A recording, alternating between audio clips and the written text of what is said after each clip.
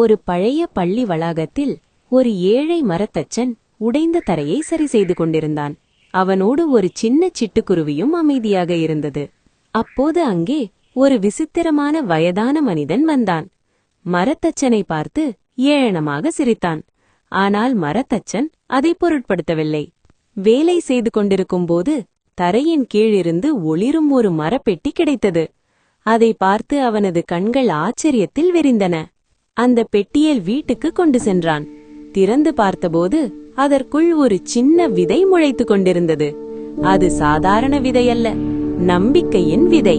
அந்த விதையை அவன் தன் வீட்டின் முன் நட்டான்.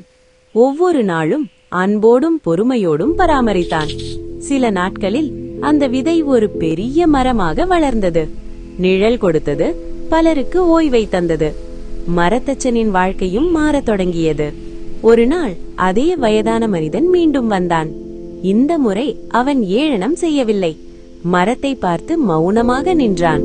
அப்போது மரத்தச்சன் புரிந்து கொண்டான். உண்மையான செல்வம் தங்கமோ பணமோ அல்ல, பொறுமையும் நம்பிக்கையும் தான்.